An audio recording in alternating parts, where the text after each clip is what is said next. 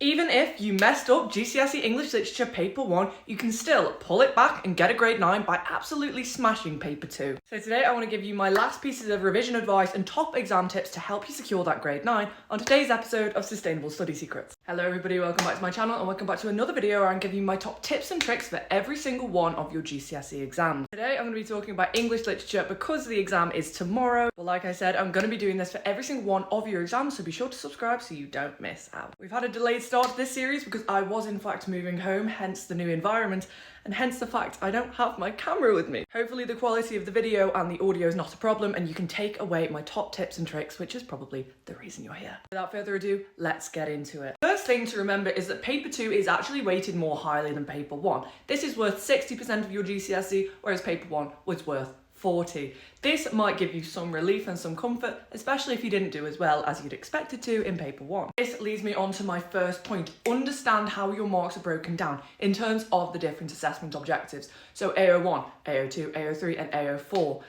Very interestingly, on my exam board at least, I did AQA. AO4 was only actually assessed in Section A. This is your spelling, punctuation and grammar. So if you'd made a silly spelling mistake in Section A, you will be deducted marks. But if you made a silly spelling error in Section B, who really cares? Little caveat though, do make sure that's the same for your exam board because I did AQA, so it might be slightly different if you do EdXL or OCR.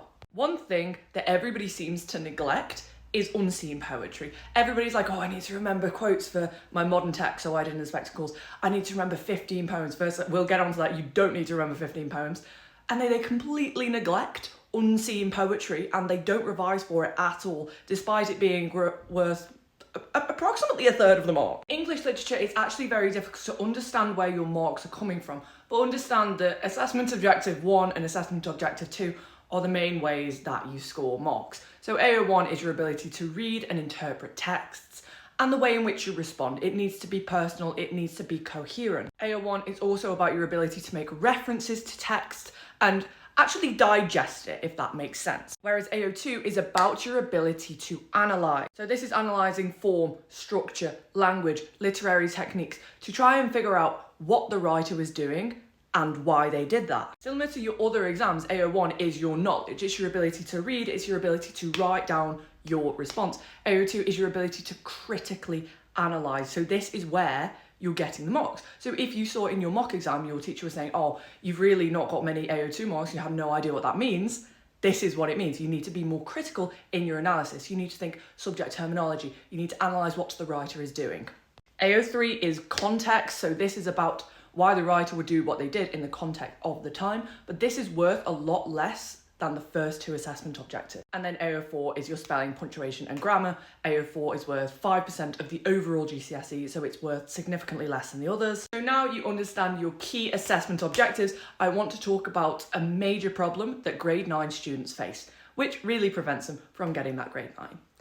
It is less focus on AO3 and the context. Of course, it's incredibly important to consider why the writer is doing what they're doing, but oftentimes these top students try and base their answer around the historical events of the time rather than the text itself. This is not history, this is English literature, and understanding the context is very important, particularly for your modern text, so and in spectacles I did, but it's not the main focus of your argument. And it is worth nowhere near as many marks as assessment objective 1 and assessment objective 2. Another mistake that top students tend to make all of the time is trying to remember every single one of the poems. You really do not need to do that. If you know 4, 5 or 6 like the back of your hand, you will be fine. You can still get a grade 9 because they all link together. They have these comparisons. They have, like, obviously depending on your anthology. The big one for us was Power of Nature. So if you get a poem like Storm on the Island, you're asked to compare it to another poem.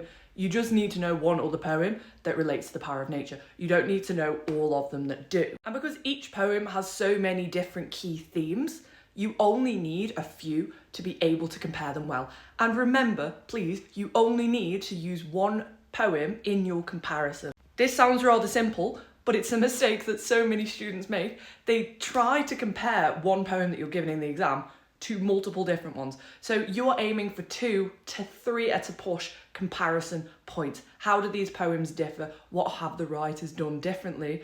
Some students think, okay, 2 comparison points, 2 poems.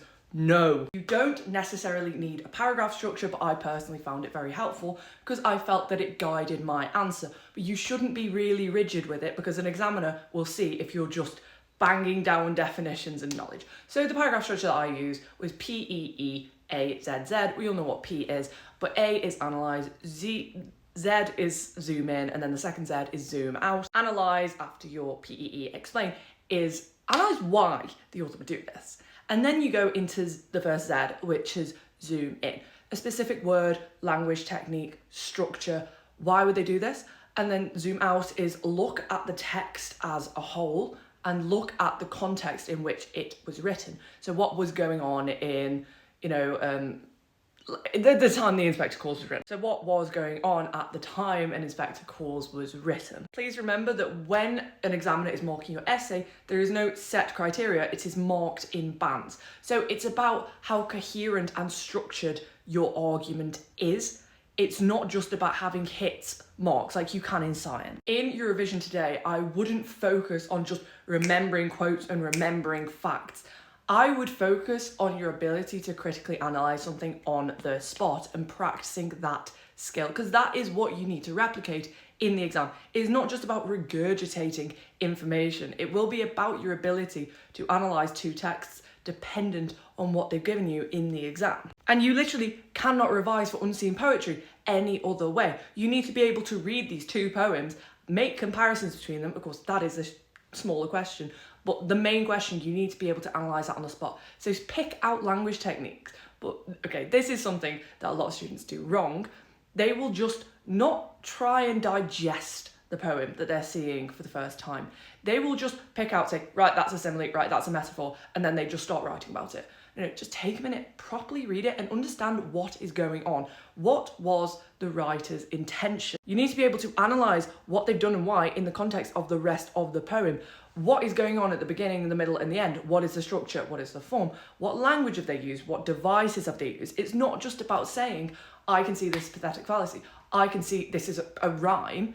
You need to think about it in the context of the rest of the poem. That is how you get deeper into those chains of analysis, and that is how you get those top bands. That is how you get those top marks, and that is how you get a grade 9. In the exam, all right, exam tips and tricks, read the question 3 times. Like, do not just read that question once and start writing because you're thinking, I am so pressed for time. Yeah, you are pressed for time, but you need to know what you're about to write before you start writing it. A key issue that so many people face is that they start writing frantically and then they realise halfway through their answer that they have not got any sort of logical chain of reasoning and they've just been blabbering. So they've banged down a quote and then they've banged down another quote. They've not properly analysed them.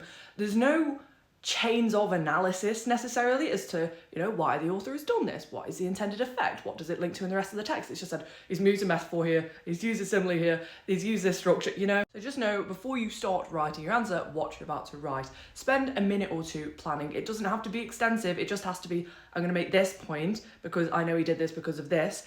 And then I'm going to make this point and then I'm going to move on. I'm going to write my introduction, my conclusion. Just know what you're about to write and make sure you're actually answering the question, because we have this tendency as students to try and mould the question to essentially ask what we want it to ask. But if you're doing a question about an Inspector Calls and they ask about Mrs. Burling, for example, if you start writing about Mr. Burling and not focusing on Mrs. Burling, then this is going to be a huge problem. When you are reading that question, you need to think, what does the examiner want to see? Not what is my knowledge the best about? What am I strongest on? You need to think, what is going to be on that mark scheme? You need to think like an examiner would think, and you need to answer the question in the way that they would want you to answer it.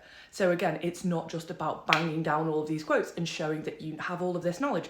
Great, you've probably got a lot of AO1 marks, but you have not analysed why the author has done what they have done. And you've probably not considered it in the context of the rest of the text. If you've just banged down a quote, you need to make those links as to why they would do that. Last thing that I want to say is best of luck in your exam tomorrow. Thank you very much for watching my video. You are smart, you are capable, you will get your target grade.